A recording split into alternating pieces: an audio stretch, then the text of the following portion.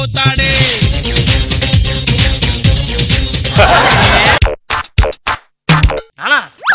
Sofa ఎక్కట్లేదు కవర్లోకి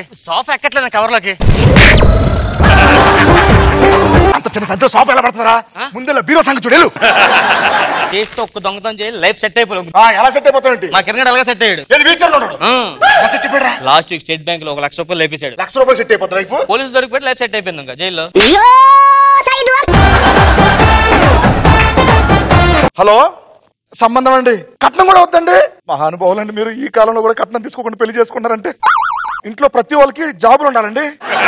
ఏం manage చేద్దాం, ఇంటికాడ వస్తున్నాడు కదా. నువ్వు డాక్టర్, నేను పోలీసు, నువ్వేమవుతామా? Yoga teacher. Super. Excuse me. Yes, మీరు? నేను అదే పెళ్లి సంబంధం కోసం వచ్చాను. పెళ్లి సాఫ్ట్వేర్. పెద్దోళ్ళు ఎవరు లేరండి? మా డాడీ ఉన్నారండి. మీ డాడీ?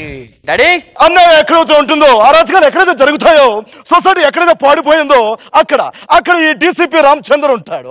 డాడీ మిమిక్రీ ఆర్టిస్ట్ అండి.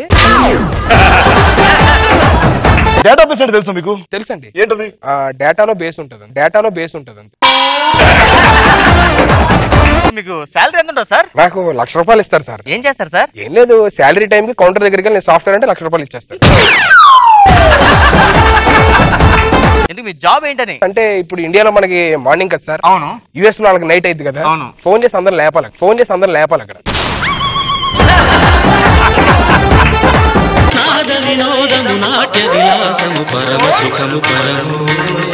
ఏదో చేసాడు భరతనాట్యం. నిన్న చెప్పాను కదా స్టెప్పులు, అవి గుర్తున్నాయా? గుర్తున్నాయి మాస్టర్.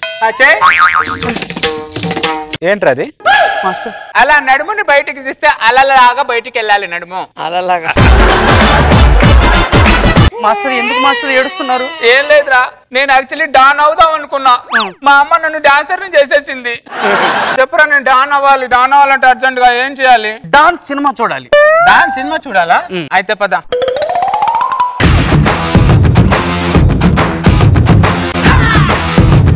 దాని కాకముందే బెటర్ కొన్నాడు ఇతను. ఇక్కడ ఎవర్రా డాన్ బప్పిహారి? నువ్వారా డాన్ బప్పిహారి? అరే ఉల్లిపాయ నేను రా బప్పిహారి. డాన్ బప్పిహారి నువ్వా? యా. అరే నా కన్ఫ్యూజన్ ఏంటంటే నువ్వు ద్రవ పదార్థమా ఘన పదార్థమా? నేను ద్రవ పదార్థం నుంచి పుట్టిన ఘన పదార్థాన్ని.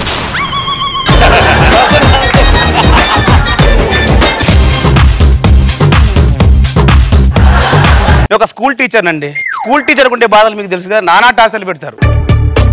8 o'clock రావాలి. 9:30కి వచ్చావేంట్రా? 8 గంటలకు బయలుదేరిన ఒక విద్యార్థి 9 గంటలకు స్కూల్ చేరాడంటే ఆ నిర్లక్ష్యం ఎవరిది? ఏం జరుగుతుంది? ఎలా జరుగుతుంది చెప్పండి. Don't go away, stay tune. ఒక న్యూస్ రీడర్ కొడుకు సార్. అవినాష్ ఇక్కడ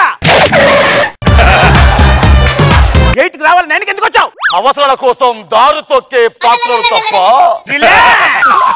మిమిక్రీ ఆర్టిస్ట్ కొడుకు సార్. ఇన్స్పెక్షన్ కోసం డిఈ వస్తున్నాడు. నా పరువు తీయకుండా క్వశ్చన్ వేస్తే ఆన్సర్ చెప్పాలి మీరు ప్లీజ్. లేరా సార్. ఏ రౌడీ షీటర్ కొడుకు సార్. అయితే ఏంటి? సార్ ఊరుగా పిల్లలు డీల్ చేయడం రాదు. అరే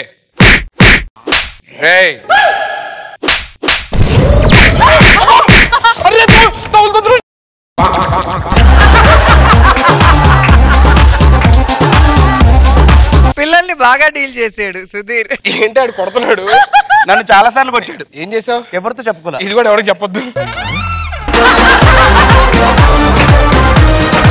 సందులు సమాసాల గురించి చెప్పు. సందర్భం గురించి మాకంటే ఎక్కువ మీకే తెలుసు కదా. News reader మీటరా.